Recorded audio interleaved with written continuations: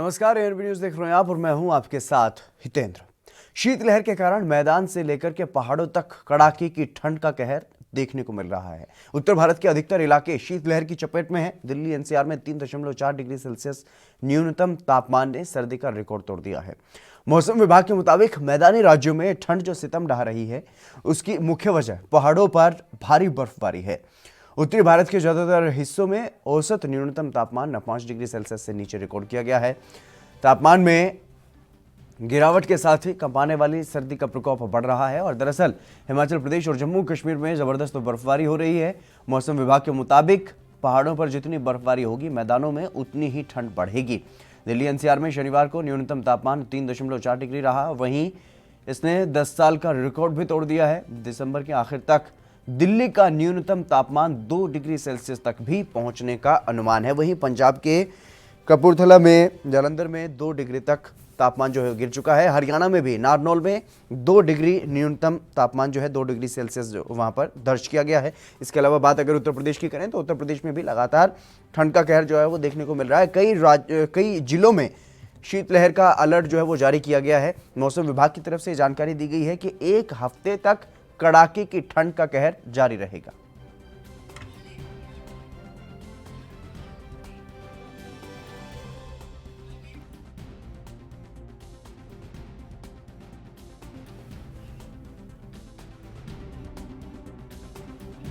वालेंद्र यादव हमारे संवाददाता नारनौल से हमारे साथ जुड़ गए हैं। वहां पर नारनौल में क्योंकि 2 डिग्री न्यूनतम तापमान दर्ज किया गया है, किस तरीके से वहां पर वालेंद्र जो आम लोग हैं वो ठंड से बचने के लिए क्या कुछ कोशिशें कर रहे हैं? जी, निश्चित तौर पे हितेंद्र जी, मैं आपको बताऊं कि नारनौल जो है वो शिमला से भी कहीं न कहीं टेम्परेचर जो है उसका कम है। लोग शिमला को तुलना करते हैं ठंड के मामले में, लेकिन नारनौल जो है वो डाउन में है। यहाँ स्थिति ऐसी है कि एक तो फसलों को सबसे बढ़िया फायदा है। तो इस टाइम सरसों की, गेहूं की जो फसल है, चने की फसल है, इसे सर्दी की ही फसल कहा जाता है और जितना सर्दी गिरेगा उससे कहीं ना कहीं इनको फायदा होगा। वहाँ जनजीवन जरूर इससे प्रभावित होता है। सर्दी के अंदर अभी भी है तो लोग अलाव का सहारा लेते हैं, अलाव जला करके और गर्म कपड़े जिस तरह से पहन करके अपना काम करने के लिए करते हैं। लेकिन कहीं ना कहीं प्रभाव जो है ठंड का वो देखने से रोजमर्रा के जो काम है उनमें कहीं ना कहीं प्रभाव देखने को मिल रहा है। जी भालेंद्र, जिस तरीके से लगातार आप जो बता रहे हैं कि इससे कहीं ना कहीं किसानों की जो फसल है उसको जरूर फायदा होगा, लेकिन आम लोग जो है फिलहाल उनको कहीं ना कहीं कई परेशानियों का सामना करना पड़ रहा होगा। निश्चित तौर पर सर्दी के जो मौसम है उससे ठंड के कारण जो किसान है, आम आदमी है, उनको प्रभाव देखने को मिलता है। रूटीन का जो कहीं ऑफिस जाना है या रूटीन के खेती के कार्य है उसमें निश्चित तौर पे भी रोजमर्रा का जो काम है वो सुबह जल्दी शुरू होता था, लेकिन अब शुरू ना होकर के अमूमन 9-10 बजे तक ही रूटीन में काम शुरू कर पाते हैं। वहीं बच्चे हैं उनको भी सर्दी की जो बीमारियां हैं, निमोनिया वगैरह, वो भी बुजुर्गों को सबसे ज्यादा समस्या इसमें ज्यादा देखने को मिलती है, क्योंकि बुजुर्ग और बच्चे जो है वो सर्द के कारण, सर्दी जितनी ज्यादा होगी उसी से प्रभावित होता है। तो वो भी कहीं ना कहीं देखना, मतलब बुजुर्ग लोग होते हैं वो देर से बिस्तर से निकलना पसंद कर पाते हैं। जी, और ऐसे में क्योंकि हरियाणा में अगर बात की जाए तो सबसे ज्यादा ठंडा इलाका अगर है तो नारनौल है, और ऐसे में जिस तरीके से आपने बताया कि शिमला से अगर तुलना की जाए तो शिमला से भी कम यहाँ का तापमान है, तो ऐसे में जो आम लोग हैं वो किस तरीके से कोशिश कर रहे हैं अपना बचाव करने की और किस तरीके से अपने रोजमर्रा का जो काम है वो कर पा रहे हैं? जी, निश्चित तौर पर मैंने अभी बताया कि लोग अलाव का सहारा लगाते हैं, आग तापते हैं। आग तापने के बाद में काम शुरू हो पाता है, क्योंकि सुबह जब होता है तो पाले की स्थिति कहीं ना कहीं सुबह खेतों में साफ तौर पर देखी जाती है। वहीं जो दूसरी तरफ हम बात करें तो लोग ऊनी कपड़े और गर्म कपड़े जो हैं उनका से अपना बचाव करते हैं, उनको पहनते हैं। और ड्राई फ्रूट्स के तौर पे कुछ गर्म जो चीजें होती हैं, मूंगफली, गाजर वगैरह, इस तरह का वो देते हैं ताकि इंटरनल हीट भी उनको निश्चित तौर पे रहे और सर्द से बचा जा सके। वहीं मैं दूसरी तरफ आपको बताना चाहूंगा कि यहाँ टेम्परेचर निश्चित तौर पे कि आगे और कम होगा। अमूमन जनवरी के प्रथम सप्ताह के अंदर और 25 दिसंबर के बाद से टेम्परेचर यहाँ माइनस में चला जाता है। जीरो तो काफी दिन रहता है, तो वो अभी आना बाकी है। जी भालेंद्र, लेकिन ऐसे में क्योंकि शीतलहर भी जारी है और जिस तरीके से अब अगर बात की जाए धुंध और कोहरे से भी लोगों को दो चार होना पड़ता है, तो फिलहाल क्योंकि 10 बजे के बाद का समय अब हो चुका है, तो ऐसे में क्या कुछ स्थिति वहां पर देखने को मिल रही है? जी, अभी क्या है कि अभी धुंध का जो है वो उससे बचाव हो पा रहा है, क्योंकि धुंध अपनी ज्यादा नहीं, क्योंकि इन दिनों में अक्सर थोड़ी बहुत मावठ बोलते हैं, जिसे बारिश हो जाती है, हल्की बारिश, जो जी। कि यहाँ के किसान उसे मावठ की संज्ञा देते हैं, वो अब की बार नहीं हुई है। जी। अगर बरसात होती तो निश्चित तौर पे एक बरसात की तरह ओस गिरती और ज्यादा उससे प्रभावित होता जनजीवन, लेकिन अभी उस चीज से बचाव है, इसी कारण धुंध भी नहीं हो पा रही है। हाँ, ये बचाव है कि सूर्य देव है वो करीब करीब 9 बजे के आसपास अपने चरम पे हो जाते हैं, और दिन का टेम्परेचर है वो काफी ज्यादा अप हो रहा है इन दिनों। जी जी भालेंद्र, तमाम जानकारी देने के लिए बहुत बहुत शुक्रिया। रविंद्र श्रीवास्तव इस वक्त हमारे साथ जुड़ चुके हैं जम्मू कश्मीर से। रविंद्र, क्या कुछ स्थिति है जम्मू कश्मीर में? बर्फबारी और जो बाकी मैदानी इलाके हैं वहां पर क्या कुछ स्थिति फिलहाल मौसम विभाग की तरफ से क्या कुछ जानकारी? जी देखिए, जम्मू कश्मीर में आज से कला शुरू हो जाएगा, क्योंकि इसके बाद जो बाढ़ का पड़ने वाली ठंड है उसका दौर शुरू हो जाएगा। तो आने वाले दिन कहा जाए जम्मू कश्मीर में, खास करके कश्मीर घाटी के अंदर मुश्किल के दिन है लोगों के लिए। इन दिनों बर्फबारी ज्यादा होती है और पानी जो है चुका होता है, जो नल में पानी आता है वो तक जम चुका होता है। हालांकि जम्मू की अगर बात करें तो यहाँ पर अधिकतर इलाकों में धूप खिली है। कल भी धूप खिली थी, जिससे तापमान में थोड़ी जो है गिरावट आई थी। और कहा जाए तो आज भी थोड़ी धूप है, लेकिन कश्मीर घाटी के अंदर जो है अभी भी मौसम जो है वो सर्द बना हुआ है।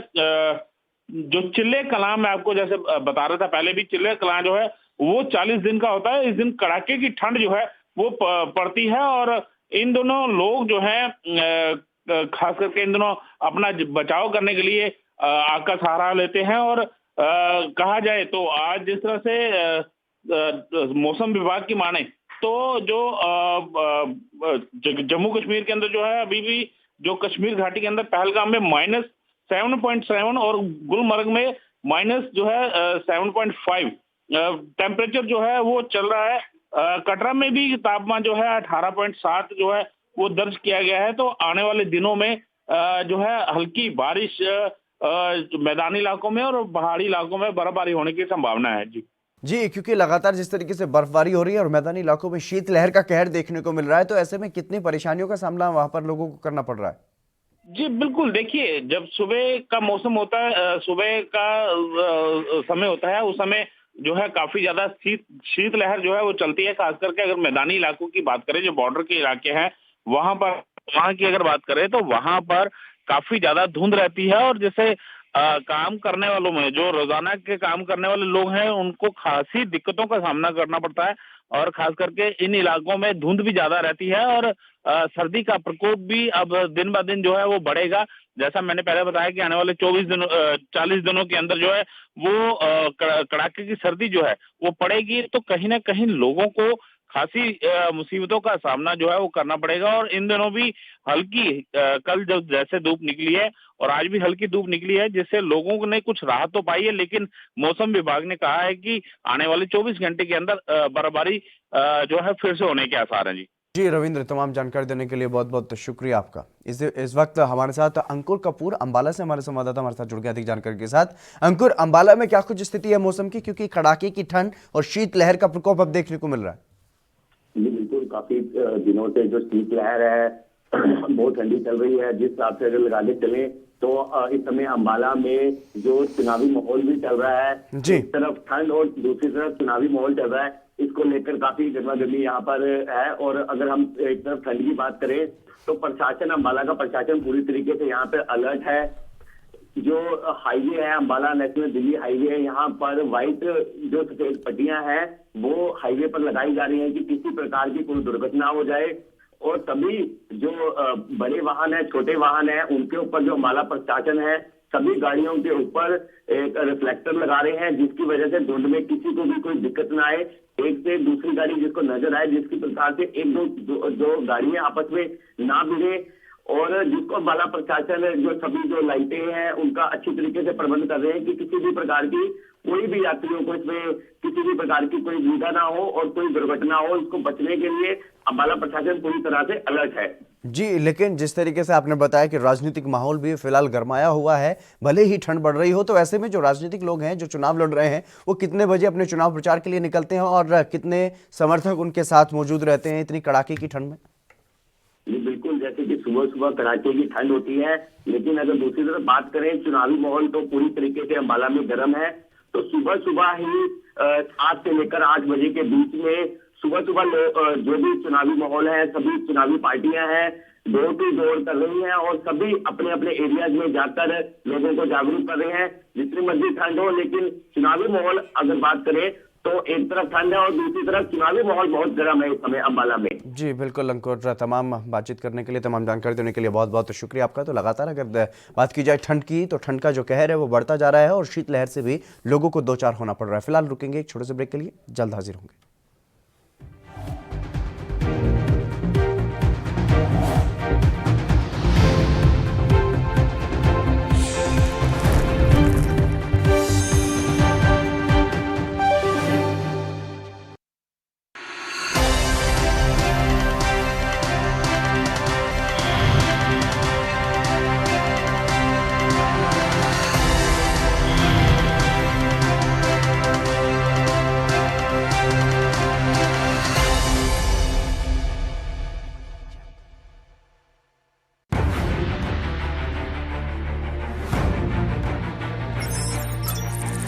खबर चाहे सियासत की हो या सरकार की, खबर चाहे भ्रष्टाचार की हो या गुनहगार की, दिन भर में क्या रहा देश जगत का हाल, किस मुद्दे ने बनाई किसकी सरकार, रखते हैं हम सब पर नजर, पहुंचाते हैं हम हर खबर। हम हैं ANB न्यूज।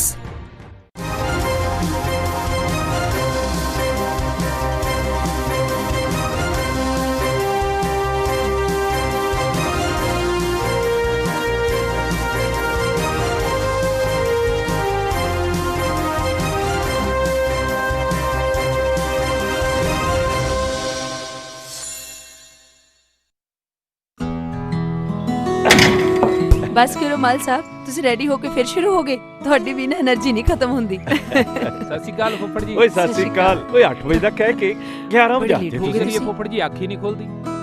ਥੱਕਿਆ ਜਿਹਾ ਸਰੀਰ ਰਹਿੰਦਾ। ਤੁਹਾਡੇ 'ਚ ਇਸ ਉਮਰੇ ਵੀ ਪੂਰੀ ਫੁਰਤੀ ਹੈ। ਓਏ ਮੇਰੀ ਫੁਰਤੀ ਦਾ ਰਾਜ਼ ਹੈ ਵੈਦਵਾਨ ਦਾ X+ ਮਰਦਾਨਾ ਕੋਰਸ ਤੇ ਪਿਛਲੇ 30 ਵਰਿਆਂ ਤੋਂ ਇਹੀ ਹੈ ਮੇਰੀ ਸਿਹਤ ਦਾ ਰਾਜ਼। ਇਮਿਊਨਿਟੀ ਵਧਾਉਣ ਦੇ ਨਾਲ ਮਰਦਾਨਾ ਤਾਕਤ ਲਈ ਇਹੀ ਰਾਮਬਾਣ। ਚੁਸਤੀ ਫੁਰਤੀ ਤੇ ਜੋਸ਼ ਵਧਾਉਣ ਲਈ ਤੁਸੀਂ ਵੀ ਅੱਜ ਹੀ ਸ਼ੁਰੂ ਕਰੋ X+ ਮਰਦਾਨਾ ਕੋਰਸ।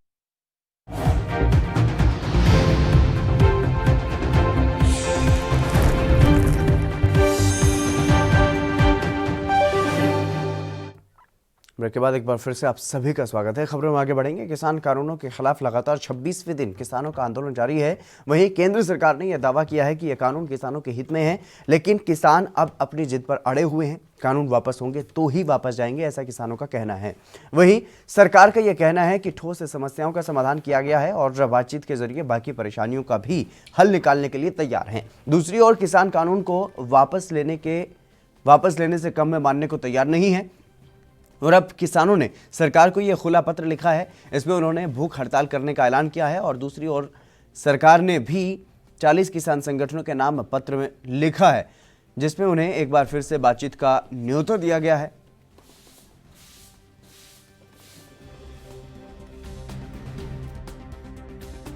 भूख हड़ताल को करेंगे और उसको कंटिन्यू करेंगे 24 घंटे टू 24 घंटे ऐसे उसको जोड़ेंगे। जितनी भी यहाँ पे जत्थेबंदी चारों तरफ जो दिल्ली के हैं वो करेगी, एक उससे जुड़ाव पूर्ण रूप से महसूस होगा। दूसरा है कि 23 तारीख को ये क्या है कि एक दिन का आम पब्लिक कोई भी एक दिन का भोजन का त्याग करे। वो किसान दिवस है, चौधरी चरण सिंह जी का जन्मदिन है, तो उस पर एक दिन का भोजन वो त्याग सकता है, ये है। और आगे ये करा है कि जितने भी बीजेपी या उसके अलायंसेस लोग हैं उनको हम चिट्ठी लिखेंगे, उनके घरों पे जाएंगे, लोग जाएंगे या चिट्ठी के माध्यम से उनके वहाँ पे जाएंगे और उनसे करेंगे कि इस बिल का आप समर्थन कर रहे, क्यों समर्थन कर रहे, और नहीं कर रहे तो आप लिख के आप हमको दे दो। वे उन्हीं के क्षेत्र के लोग होंगे जिन्होंने उनको वोट दिया है, तो जो भी देंगे उसको स्टडी करेंगे, उसको पब्लिश सब करेंगे। ये हमारे प्रोग्राम 3 दिन सारे के सारे टोल आपने फ्री करने का भी बोला है। ये हरियाणा में करा है कि इसको पर्ची फ्री। राजीव तिवारी हमारे संवाददाता हमारे साथ जुड़ गए अधिक जानकारी के साथ। राजीव, फिलहाल क्या कुछ जानकारी है, किस तरीके से किसानों की तरफ से अपने संघर्ष को तेज किया जा रहा है, क्योंकि आज भूख हड़ताल पर भी किसान है? देखिए, बिल्कुल सही कहा आपने। एक चीज स्पष्ट है, किसान अभी भी सरकार से कहीं ना कहीं उम्मीद कर रहे हैं और सरकार के सामने खड़े हुए हैं। मगर बात करें जिस तरीके से आज एक दिन का उन्होंने भूख हड़ताल की है और तमाम जो राज्य हैं उनके अंदर भी भूख हड़ताल की जाएगी और तमाम कोशिश की जा रही है कि सरकार को कहीं ना कहीं जो कह सकते हैं उनको बैकवर्ड यानी कानून जो वापस करने के लिए, मगर कहीं ना कहीं सरकार अभी भी कह रही है कि हम लोग बातचीत के द्वारा ही इसका समझौता रास्ता निकाला जा सकता है। मगर अभी भी कहीं ना कहीं जो कृषि संगठन, कृषि मंत्रालय से जो पत्र लिखा गया था किसानों की तरफ से, वो कहीं ना कहीं अभी भी मंत्रालय की तरफ से ये कहा जा रहा है कि बैठकर बातचीत का समाधान निकाला जा सकता है। और कुछ संगठन, जो किसान संगठन है, वो कह सकते हैं कृषि मंत्री या फिर कहीं बड़े नेताओं से मिलने जरूर रहे हैं, कुछ फायदा बता रहे हैं और कहीं कुछ तो इसको समर्थन करते नजर आ रहे हैं। मगर जिस तरीके से लगातार कहीं ना कहीं जो किसानों का संघर्ष है वो कहीं ना कहीं बढ़ता चला जा रहा है पूरे देश के अंदर, और कहीं ना कहीं ठंड का कहर करते हुए भी किसान अभी भी बागों पर अड़े हुए हैं और कहीं ना कहीं दिल्ली के जो तमाम रास्ते हैं उनको बंद किया हुआ ताकि सरकार को ज्यादा से ज्यादा फर्क पड़ सके। मगर सरकार अभी भी बीच का रास्ता निकालने की कोशिश कर रही है। जी बिल्कुल राजीव, जिस तरीके से सरकार बीच का रास्ता निकालने की कोशिश कर रही है, उसी को लेकर के किसान नेताओं को अब एक पत्र लिखा गया है सरकार की तरफ से, न्योता दिया गया है बातचीत का, लेकिन न वक्त बताया गया न जगह। देखिए, बिल्कुल सही कहा आपने। एक चीज स्पष्ट है, लगातार सरकार की तरफ से यही कहा जा रहा है कि हम बातचीत के द्वारा रास्ता निकालने की कोशिश करेंगे और आप लोग आइए, यानी किसानों से कहा जा रहा है कि किसान आए और बातचीत करें, यानी किसानों को पहल करने के लिए कहा जा रहा है, ना कि सरकार पहल कर रही है। मगर एक चीज स्पष्ट है, बार बार यही कहा जा रहा है सरकार की तरफ से, आइए बातचीत कीजिए, बातचीत के द्वारा समाधान निकाला सकता है। मगर सरकार की तरफ से ये ना तो जगह तय की जा रही है, ना समय तय किया जा रहा है, और सिर्फ इतना कहा जा रहा है कि किसान जब चाहें जब आके मिल सकते हैं। मगर अभी किसान यही कह रहे हैं कि अगर सरकार को इतनी ही चिंता है हमारी, तो वो हमारे बीच में आकर ही क्यों नहीं बात करते, क्योंकि जिस तरीके से वीडियो कॉन्फ्रेंसिंग के जरिए किसानों को समझाया जा रहा है, फायदे बताए जा रहे हैं कृषि कानून के, तो वो उन किसानों के बीच में क्यों नहीं आ रहे हैं जो किसान धरने प्रदर्शन पर बैठे हैं। जी तमाम बातचीत करने के लिए राजीव बहुत बहुत शुक्रिया आपका। तो लगातार अगर बात की जाए, किसानों का आंदोलन जारी है, किसान आज भूख हड़ताल पर बैठे हैं और दूसरी तरफ सरकार ने बातचीत का निमंत्रण जरूर दिया है, लेकिन किसानों पर ही छोड़ दिया है कि किसान ये तय करें कि कब उन्हें बातचीत करनी है और किस तरीके से ये बातचीत रहने वाली है। अब ये देखने वाली बात होगी, लेकिन किसानों की तरफ से साफ तौर पर यही कहा जा रहा है कि सरकार बातचीत के लिए समय निर्धारित करे, जगह निर्धारित करे और किसान बातचीत के लिए पूरी तरीके से तैयार है। सरकार भी ये कह रही है कि बातचीत करके समाधान निकालना है, लेकिन समाधान निकलता हुआ नजर नहीं आ रहा है। किसान आगे की रणनीति बना चुके हैं, एक हफ्ते तक उन्हें क्या कुछ करना है उसके बारे में भी जानकारी दे चुके हैं। अब भूख हड़ताल आज से शुरू कर दी गई है। 11 किसान अब अनशन पर रहेंगे। 24 घंटे के लिए अलग अलग किसान जो हैं वो अब अनशन पर रहेंगे और 23 तारीख को किसान दिवस है, इसलिए किसानों की तरफ से ये अपील की गई है कि देश के सभी लोग जो किसान आंदोलन का समर्थन करते हैं वो अपना एक दिन का भोजन जो है वो त्याग दें। कांग्रेस अध्यक्ष सोनिया गांधी की पार्टी के वरिष्ठ नेताओं के साथ बैठक के बाद कई प्रदेशों में जल्द ही बदलाव भी हो सकते हैं। पार्टी मध्य प्रदेश, गुजरात, तेलंगाना और महाराष्ट्र में जल्द नए प्रदेश कांग्रेस के अध्यक्ष नियुक्त कर सकती है। इसके साथ ही पार्टी बिहार संगठन में भी बदलाव करने की तैयारी कर रही है, क्योंकि विधानसभा चुनाव में खराब प्रदर्शन की वजह से कांग्रेस को काफी शर्मनाक स्थिति का सामना करना पड़ा है और कई अन्य राज्यों में हाल फिलहाल में हुए उपचुनाव में भी पार्टी को हार का सामना करना पड़ा है। मध्य प्रदेश के पूर्व मुख्यमंत्री और प्रदेश कांग्रेस के अध्यक्ष कमलनाथ पहले ही प्रदेश की राजनीति छोड़ने के संकेत दे चुके हैं और ऐसे में असंतुष्ट नेताओं की कांग्रेस अध्यक्ष सोनिया गांधी से जो मुलाकात हुई है उसके बाद कमलनाथ को कांग्रेस के केंद्रीय नेतृत्व में जिम्मेदारी दी जा सकती है, उसकी उम्मीदें अब हैं। और तेलंगाना कांग्रेस अध्यक्ष उत्तम कुमार रेड्डी भी ग्रेटर हैदराबाद नगर निगम चुनाव में पार्टी की हार की जिम्मेदारी लेते हुए पद से इस्तीफा दे चुके हैं। महाराष्ट्र में बाला साहेब थोराट प्रदेश कांग्रेस अध्यक्ष के साथ साथ विधानसभा में कांग्रेस विधायक दल के नेता की भी जिम्मेदारी संभाल रहे हैं, इसलिए पार्टी उनकी जगह जल्द ही नए प्रदेश कांग्रेस अध्यक्ष की नियुक्ति कर सकती है। इसके साथ पार्टी नेतृत्व पर हरियाणा प्रदेश कांग्रेस में भी बदलाव का दबाव है। यहां पर भूपेंद्र सिंह हुड्डा को प्रदेश की कमान सौंपी जा सकती है।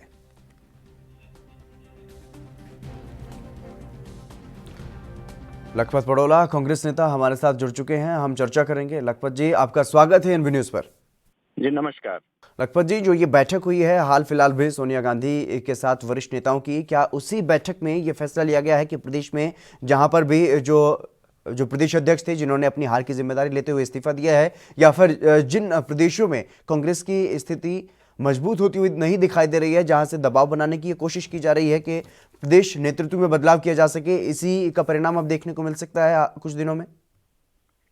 कि जो कांग्रेस की CCC की बैठक थी उसमें कांग्रेस को लेकर कई मुद्दों पे पार्टी के जो नेतृत्व है उन्होंने चर्चा की है जी। उसमें कई जगह जो पार्टी की खामियां उनको लेके बातचीत हुई है। प्रदेश अध्यक्षों के जहां तक आपने बात की वो बदलना एक सामान्य प्रक्रिया है। कई प्रदेश अध्यक्षों का टर्म खत्म हो रहा है, उनका कार्यकाल खत्म हो रहा है। कई राज्यों में चुनाव है, जैसे उत्तराखंड में हमारे स्वयं चुनाव 2022 में होने हैं। कई ऐसे जहां चुनाव होने, पार्टी किसके नेतृत्व में जाएगी ये पार्टी को तय करना है। ये निश्चित रूप से एक प्रक्रिया है जिस प्रक्रिया पे विचार मंथन होता है, और इसमें ये नहीं कि पार्टी के कहीं कोई असंतुष्ट नेता है या किसी तरह की कोई बगावत है। ये आप देखोगे कि CCC की लगातार 2-3 महीने में मीटिंग होती रहती है और इसमें शीर्ष नेतृत्व विचार करता है और उसके अलावा पूरे प्रदेश और देश के अंदर जो एक रणनीति कांग्रेस को बनानी चाहिए। ये वर्तमान सरकार ने जिस तरह से आज देश के अंदर किसानों के साथ जो इन्होंने अत्याचार किया उसको लेके भी विचार हुआ है। किस तरह से किसानों के हित में कांग्रेस खड़ी रही है ये है और रहेगी, इस पे भी मंथन हुआ है। जी, लेकिन जिस तरीके से अगर बात हरियाणा की जाए, हरियाणा में पहले जो देखने को मिला था, जब इनेलो के जो नेता प्रतिपक्ष थे उनकी जब पार्टी से जो विधायक निकले थे, उनके बाद भूपेंद्र सिंह हुड्डा को, क्योंकि किरण चौधरी ने अपना ये दावा किया था कि उनको नेता प्रतिपक्ष बनाया जाए, लेकिन भूपेंद्र सिंह हुड्डा को बनाया गया। और जब अशोक तंवर ने अपनी नाराजगी जाहिर की, उन्होंने पार्टी से इस्तीफा दिया, तो कुमारी शैलजा को हालांकि प्रदेश की कमान सौंपी गई है, लेकिन अब एक बार फिर से ये दबाव है कि हरियाणा में भूपेंद्र सिंह हुड्डा को ही कांग्रेस का प्रदेश अध्यक्ष बनाया जा सकता है। इस बारे में चर्चा राजनीतिक गलियारों में है। क्या भूपेंद्र सिंह हुड्डा की तरफ से इस प्रकार का कोई दबाव बनाया गया है?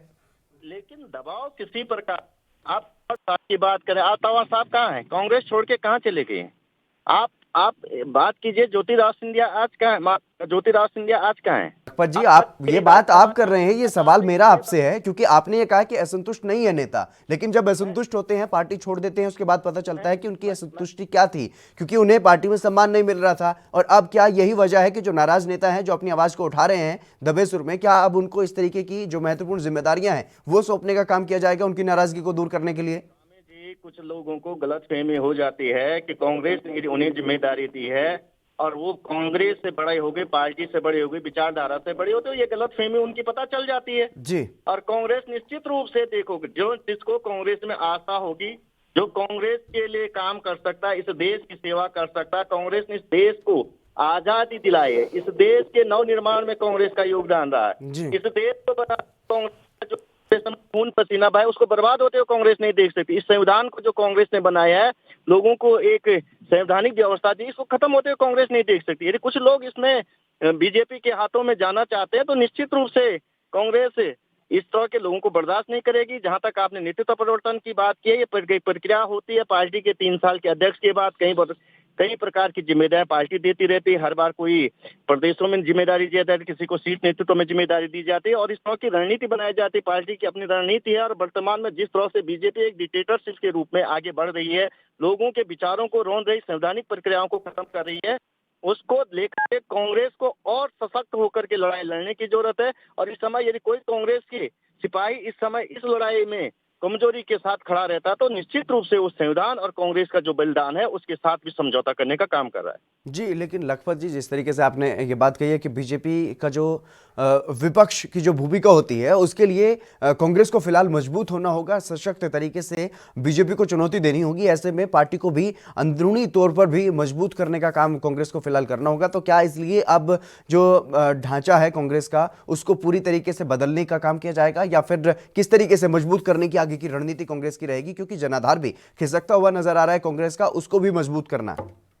ऐसा नहीं है, कई बार लोगों ने परिवर्तन को लाने का प्रयास किया है। कई बार देश में ऐसा नहीं कि पहली बार 2014 के बाद कांग्रेस को हटाने का काम किया, इससे पहले भी लोगों ने, देखो हर कोई आदमी नया बदलाव चाहता, लेकिन परिस्थितियों लोगों ने फिर भरोसा कांग्रेस में जताया है। अब आपसे मैं ये निश्चित रूप से कह सकता हूँ कि कांग्रेस की CCC की बैठक में ये तय भी हुआ है कि अब जो सोनिया गांधी जी के बाद नए अध्यक्ष की प्रक्रिया शुरू की जाए। उस प्रक्रिया पे हम नए अध्यक्ष को, राष्ट्रीय अध्यक्ष को माने राहुल गांधी जी को राष्ट्रीय अध्यक्ष बनाने के लिए जो कांग्रेस के 100% कार्यकर्ता चाहते, इस देश की जनता चाहती है कि युवा पढ़ा लिखा नौजवान इस देश का नेतृत्व करे, उनके नेतृत्व में राष्ट्रीय अध्यक्ष बनेंगे। उसके बाद तो ये रणनीति प्रदेशों के अंदर किसको काम दिया जाए, कौन जिम्मेदारी निभाएगा, किसको जनता चाहती है, कई चीजें देखी जाती। जिन राज्यों में चुनाव होता है उन राज्यों में ये भी देखी जाती है कि जनता किसको पसंद करती है, किसके नेतृत्व में चुनाव में जाना चाहते हैं। इन चीजों पे भी सारी चीजें पार्टी मिल करके काम करती है और इसमें जो CCC से लेकर और हमारे PCC तक के जो नेतृत्व होता है, इसमें एक सामंजस्य बना करके आगे बढ़ने की रणनीति करते हैं। और मैं समझता हूँ कि कांग्रेस अब को ज्यादा एहसास है कि इस देश के संवैधानिक ढांचे को बढ़ाने के लिए हमें वैचारिक मतभेद भुला करके, हमें अपने आपसी रंजिश भुला करके इस देश के संविधान, इस देश के लोगों की रक्षा करनी है। इसके लिए कांग्रेस तत्पर खड़ी है और उसी के लिए मंथन किया जा रहा है, उसी लिए काम किया जा रहा है। जी लखपत जी, तमाम बातचीत करने के लिए, महत्वपूर्ण जानकारी देने के लिए बहुत बहुत शुक्रिया आपका। तो लेकिन जिस तरीके से कांग्रेस में अब नेतृत्व परिवर्तन की बात कही जा रही है और कई राज्यों में भी प्रदेश अध्यक्ष जो हैं वो बदले जा सकते हैं, इस बात की भी सुगबुगाहट जो है वो तेज होती हुई दिखाई दे रही है। फिलहाल इस कार्यक्रम में बस इतना ही। अब बने रहिए ANB न्यूज़ के साथ।